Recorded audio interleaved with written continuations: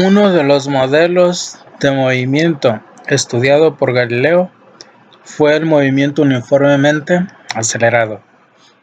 Este modelo de movimiento permitió a Galileo estudiar problemas tales como la caída libre y el movimiento de proyectiles o el movimiento parabólico de un objeto.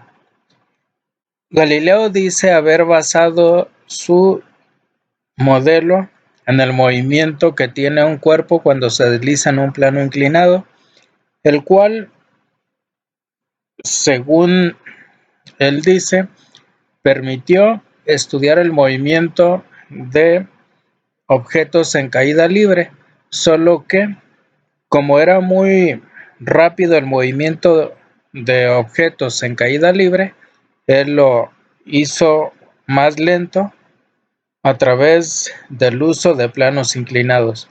Esta imagen trata de describir los planos que Galileo describe en su libro. Hay algunos autores que hablan o se ha hablado mucho acerca del movimiento uniformemente acelerado. Existen hipótesis acerca de si realmente Galileo hizo experimentos. En fin, hay aquí algunos artículos que pueden leerse para que cada quien se forme una opinión. Existen también algunos videos sobre el movimiento uniformemente acelerado y hay intentos de verificar o de llevar a cabo lo que Galileo describe. Entonces, cada uno de estos videos pueden ser analizados ahora que tienen mucho tiempo. El movimiento que Galileo llama uniformemente acelerado viene descrito en su libro de la siguiente manera. Dice, llamo movimiento igualmente, o lo que es lo mismo, uniformemente acelerado, a aquel que, partiendo del reposo, adquiere en tiempos iguales incrementos de velocidad. Cabe decir que en la actualidad nosotros los llamamos movimiento uniforme, no a uno uniformemente acelerado, no al que parte del reposo, sino que nosotros podemos dar una velocidad inicial al objeto y posteriormente el objeto puede continuar con ese movimiento uniformemente acelerado. Por ejemplo, cuando lanzamos una partícula hacia arriba en dirección exactamente vertical, ese sería un tipo de movimiento uniformemente acelerado. Igual que cuando nosotros simplemente soltamos un objeto desde el reposo.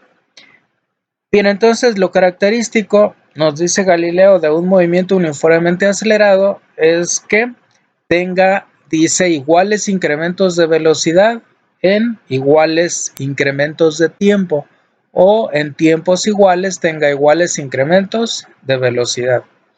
La cantidad que relaciona estos dos términos, cambio de movimiento y tiempo transcurrido, habíamos mencionado anteriormente que Galileo la define como la aceleración. En este caso sería la aceleración media. Pero esa aceleración media en un movimiento uniformemente acelerado, o esa aceleración va a ser constante. Por lo tanto, los valores instantáneos y el valor medio de la aceleración pues van a ser los mismos. No va a haber cambios entonces en la aceleración. Recordemos entonces, movimiento uniformemente acelerado es aquel en el cual la aceleración es constante o los incrementos de velocidad son iguales siempre y cuando los tiempos sean iguales. Bien, en esta expresión entonces no hay cambio de aceleración. La aceleración instantánea es igual que la aceleración media y podemos tomar la definición de la aceleración media como definición de aceleración únicamente para este tipo de movimiento. Y esa aceleración sería entonces el cambio de velocidad entre el tiempo. Despejando, vemos que el cambio de velocidad que habíamos dicho es la velocidad final menos la velocidad inicial, es igual a la aceleración por el intervalo de tiempo. Despejando de aquí llegamos a que la velocidad final es igual a la velocidad inicial más la aceleración por el intervalo de tiempo. O haciendo que la velocidad final sea cualquier valor de velocidad para cualquier tiempo, llegamos a esta expresión que dice que la velocidad es igual a la velocidad inicial más la aceleración por el tiempo. Y en esta ecuación podemos ver que para un tiempo t igual a ti igual a 0, nos queda que b es igual a bi. Entonces, esta expresión nos va a describir la velocidad en un movimiento uniformemente acelerado. En forma de componentes cartesianas tenemos que la aceleración, que es constante, va a venir dada por estas tres relaciones. La aceleración en x va a ser igual a una constante, la aceleración en y igual a otra constante, la aceleración en z otra constante. Por su parte, la velocidad, que es igual a la velocidad inicial más la aceleración por el tiempo, cuando la descomponemos en sus componentes cartesianas, nos lleva a estas tres expresiones que dice que la velocidad en x es igual a la velocidad inicial en x más la aceleración en x por el tiempo, y que la velocidad en y es igual a la velocidad inicial en y más la aceleración en y por el tiempo, y algo similar para la componente en z de la velocidad. Estas expresiones tienen gráficas, y la primera, la de que la aceleración es constante, pues nos da que la aceleración no cambia, tiene los mismos valores conforme transcurre el tiempo, dándonos una línea recta que es paralela al eje de tiempo.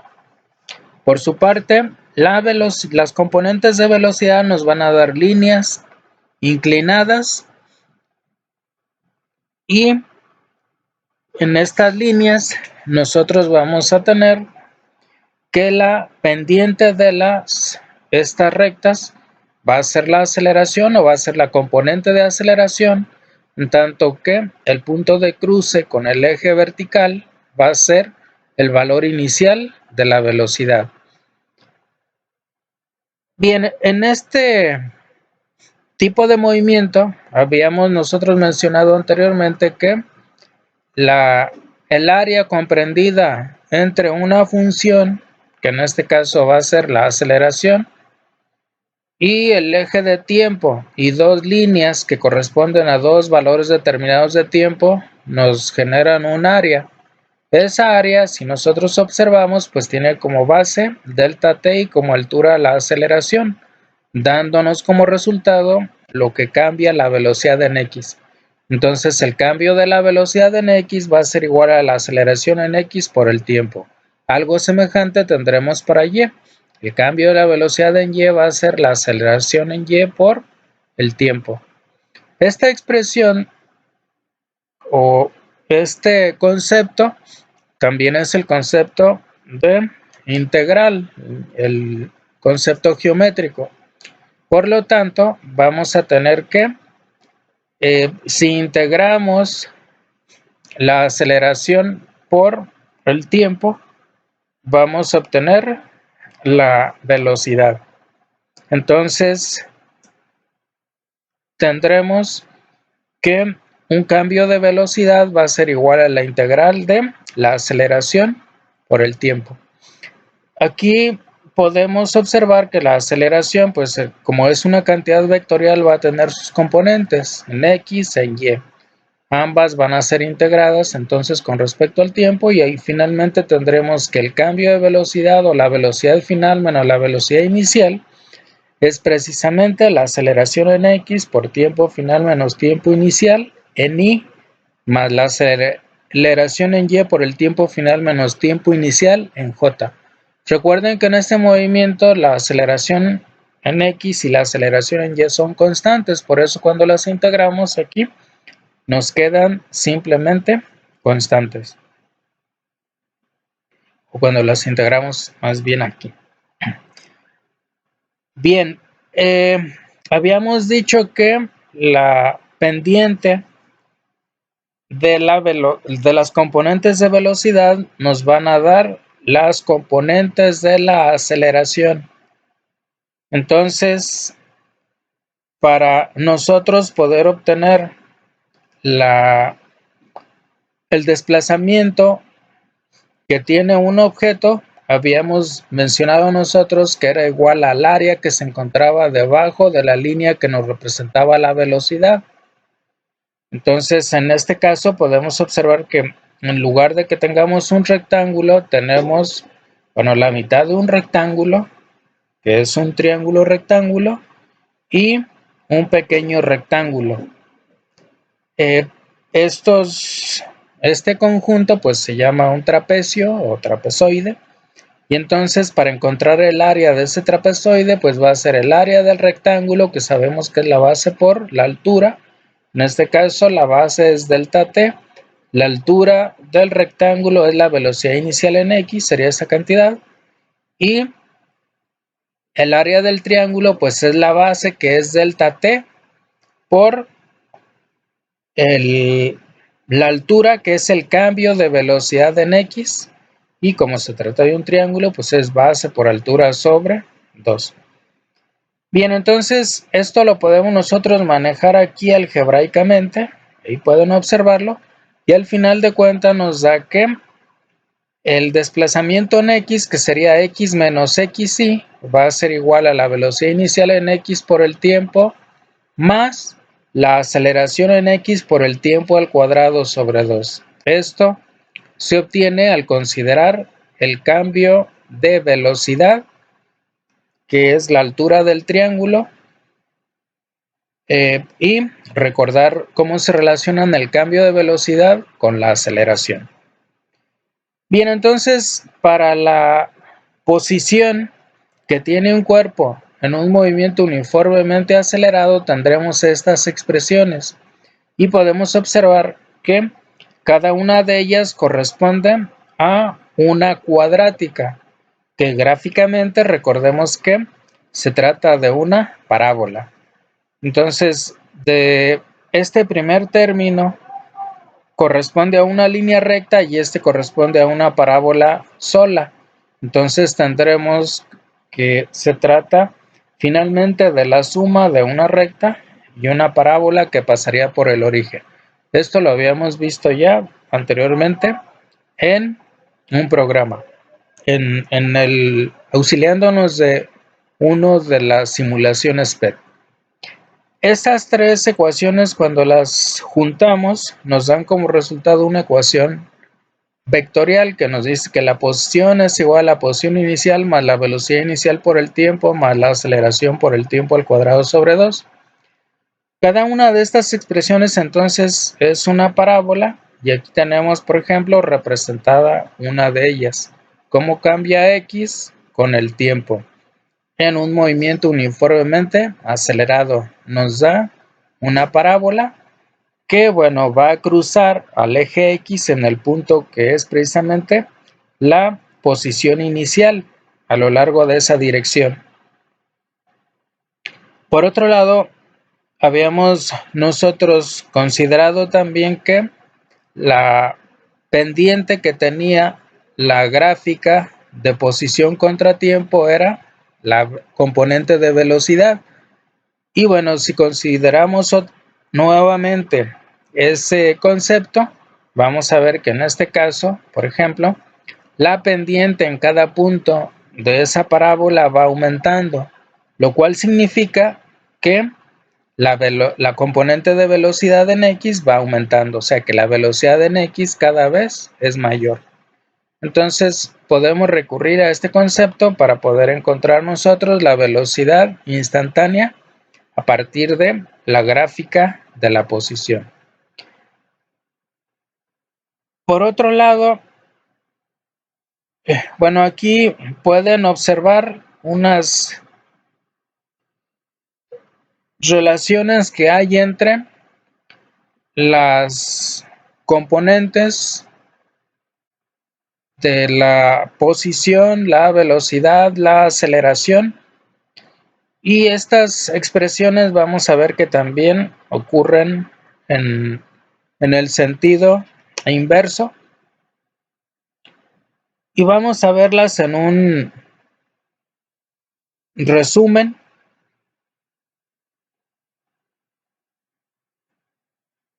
que tenemos aquí.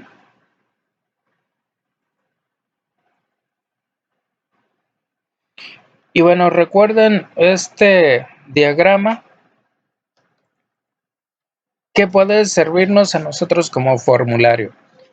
Suponemos que ya también habíamos dejado de tarea 3 integrales básicas, que era la integral de una función cuadrática, la integral de una función seno y coseno, y básicamente son las que se requieren para estudiar los movimientos que vamos a analizar.